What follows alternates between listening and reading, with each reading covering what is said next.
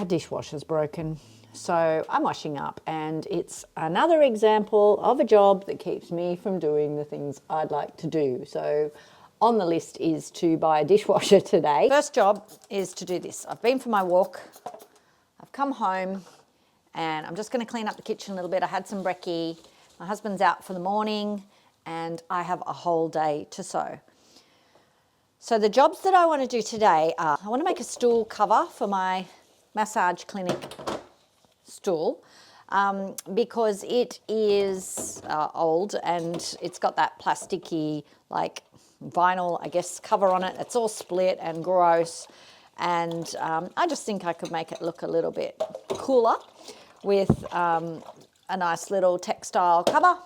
So I'm going to make that, and I'm also going to make myself a quick little curtain blind sort of situation for my sewing room, which I've only just finished. Well, I haven't actually finished, which I'm in the process of setting up. I'm starting with some simple jobs, really simple jobs, because I haven't done a lot of sewing lately. I'm a massage therapist, and I've been running my own clinic for 11 years now, and sewing's sort of taken a back seat. And so I think I need to ease myself in a little bit. So I'm not going to dazzle anyone with my technical genius. I can tell you that right now.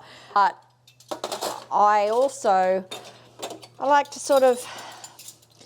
to make things in a certain style. And I don't know about you guys, but often I'll have a fascination about something. Like one of my things, my whole life, one of my things has been tartan. I love tartan or plaid fabric, and I love it with denim.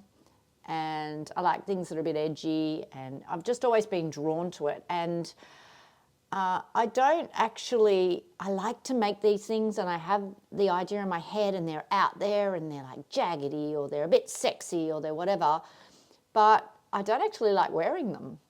And I guess the whole thing that I'm doing now is a little bit of an exploration to see if I don't like wearing them because I've made them, or is it just not my style to wear? I don't know. I'm still exploring these things. You'd think I'd figure it out by now at my age, but anyway, I haven't.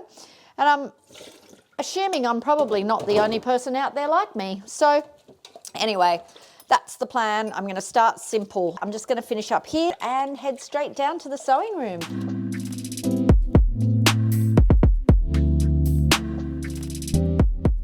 Like I said, I want to make a curtain for the window behind you, and I want to make a cover for a stool. I'll just go get the stool. A cover for my stool here. So as you can see, all the vinyl has perished and it's got all these dratty bits. So what I'm going to do is just get a piece of denim, and I think I'm just going to make a simple, either elasticated or a drawstring under here. And I'm going to put like a star motif on top. So what I'll do is I'll put a different colour denim underneath, cut the star shape out, and hopefully centre it so it's in the middle. The curtain won't take long either. That's just going to be, I'm going to cheat and just make basically a casing, because I got one of those expandable rods that you don't have to drill holes for your curtain. And when I'd arrived, I realised it's actually quite a thick diameter. So none of the curtain rings that I have fit it, so instead I'm just going to make a casing that fits it, take the ends off, put the curtain on, put the ends back on, sit it in place, and I might use some ribbons or something to be able to hoik the curtain up.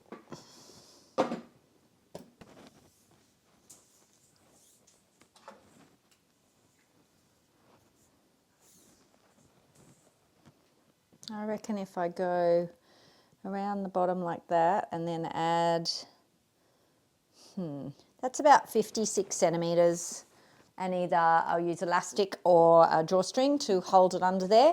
So yeah, that'll work nicely. I might just trim all that goop off before I do that. I feel like I haven't moved in. I feel like when you move house and there's bits of stuff everywhere that still needs to find a home, but it'll find a home. I just need to sew today. Like, I don't often get a full day where I just have free rein to sew because I work a lot. But for now, we're sewing. That's all great. So what we're going to do is we're going to draw a big circle on that. I've got to work out how to do that. I wonder if I got like one of those like put the pin here with the string and do the draw, hey? How about we do that? All right, I've got to set that up. If I'm going to make one of these things to draw the circle, radius finders, circumference drawers, I don't know, what's it called? Compass? Not really, I don't know. And I need 56 across, so that needs to be half of 56, obviously, which is, don't know, what's half of 56? 28. And no, I didn't just turn the camera off and check it on a calculator. It's been a long time since I was at school. 28 centimetres long this little baby has to be. So if we tie that on there, this is very technical, people, very technical. This is a little bit of ribbon that one of my remnants was wrapped up in from that place I bought it from, the Nest. What did I say? 28. So let's go. 28 is to there. We're going to not be able to find my sewing scissors now. 28 is to there. So I'm going to just try a little knot in that at 28. How's that? There we go. I still haven't brought my cutting table down. Actually, I was going to bring the dining table down as a cutting table because we don't use it anymore. Our kids have moved out years ago and we tend to eat on our laps. So I was going to use the dining table, but we went to move it the other day and I went, nah, it's too heavy, can't lift it. I'll just buy a little table for in here. So I haven't done that yet. So at the moment I'm cutting on the floor. How professional. So I'm going to put that roughly in the middle. Now, I guess I could, you know, do a bit of this business. But what I'm going to do to be smart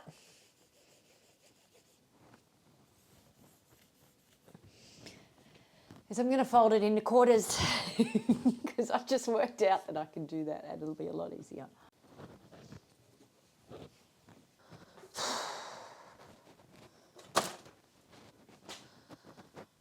My sewing scissors have gone AWOL. They got lost in the move. I have no idea where they are. So I'm going to use my Cricut scissors, which are hanging on my new little Cricut counter situation. These might work. Not as sharp as my sewing scissors, but hey, beggars can't be choosers. Right.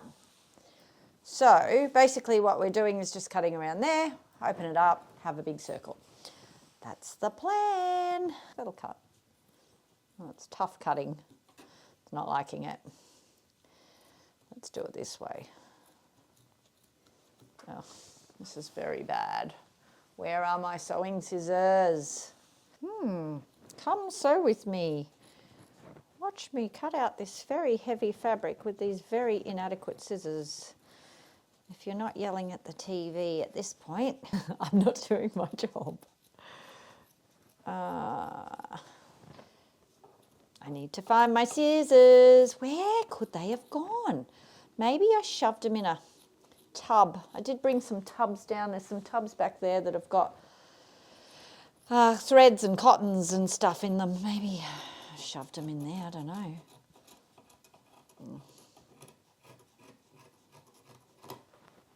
Boink. Right, that can go in the scraps bucket. Handy, right there. Okay. Let's see how we went.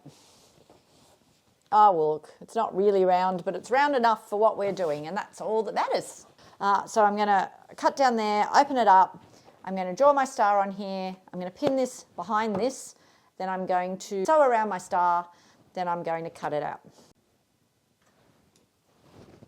I found them. I'm very excited. They were in a tub like I thought they were. So I looked and I found them. Imagine that. Okay, so chop, chop, choppity chop. So I was blown away the other day when I went to that Nest place, the Nest community, I should call it, not that Nest place.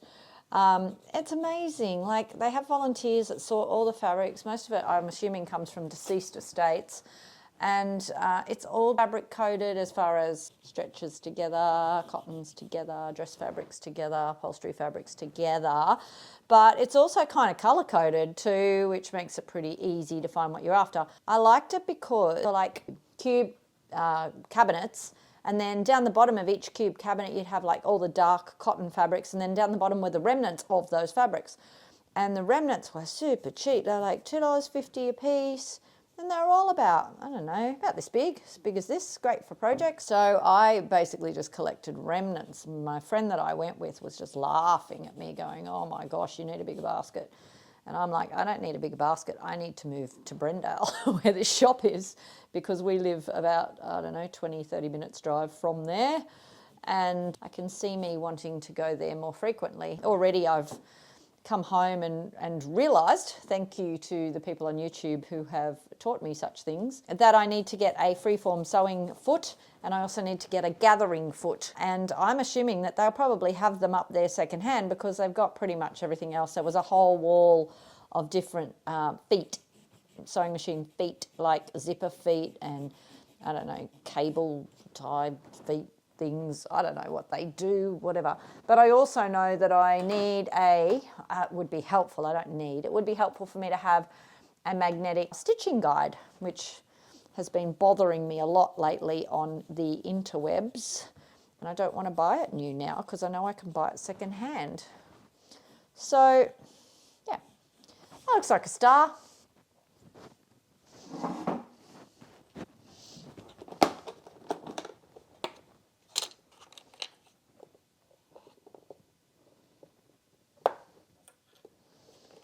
Do we want black? Yeah, I think we want black.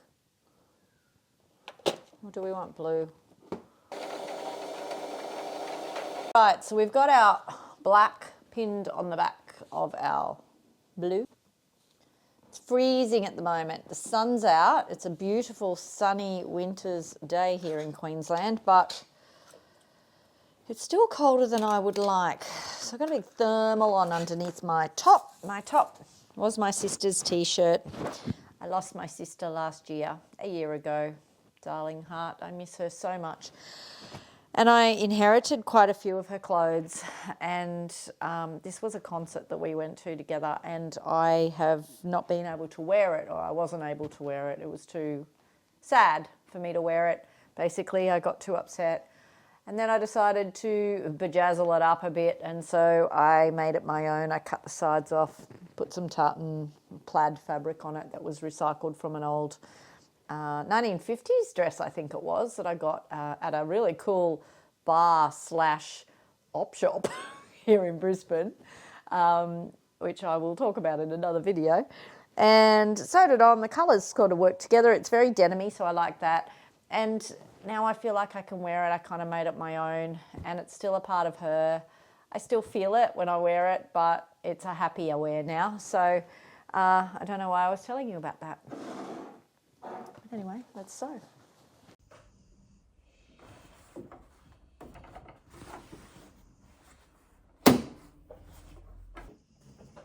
Gonna move the pin out of the way before I break the needle. I'm not trying to win the Precision Olympics. That's what I'm not trying to do. No Precision Olympics for me. Dunskies. So I'm going to trim.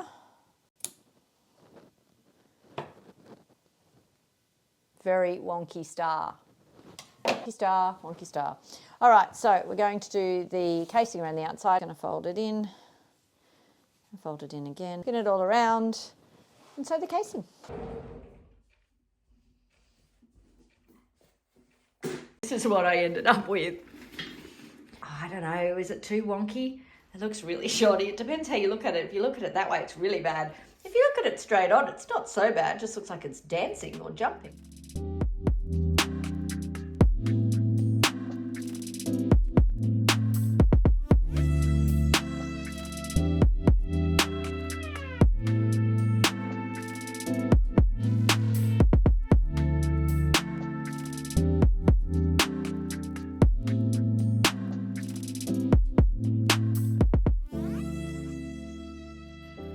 So I'm not showing my face because I'm filming this when I'm getting over COVID and I look pretty tragic, but I just wanted to say that lesson learnt. All it took was for me to go upstairs, find my stencil, and I could have done this right the first time around. So it's going to look much better now. I've changed it up. I've actually used the backside of the black denim, so it's got a suede-y sort of appearance, which is quite cool. Yeah, if you've got the chance to do things right, do them right the first time, because it just saves time. So as you saw, I put in the extra time and I remade my cushion cover because it was quite embarrassing that I had left it like that, merely for the fact that I wouldn't walk upstairs and get my stencil. So I'm now in my massage clinic, and I will show you what we ended up with. Much less kooky, much more measured. Yeah, I like it. It's all right. I'll probably put a third one there. Really happy that I did that. It's a bit of a metaphor for life, you know, for me. It was a bit of a sign. Do things properly, especially if you're going to make it public.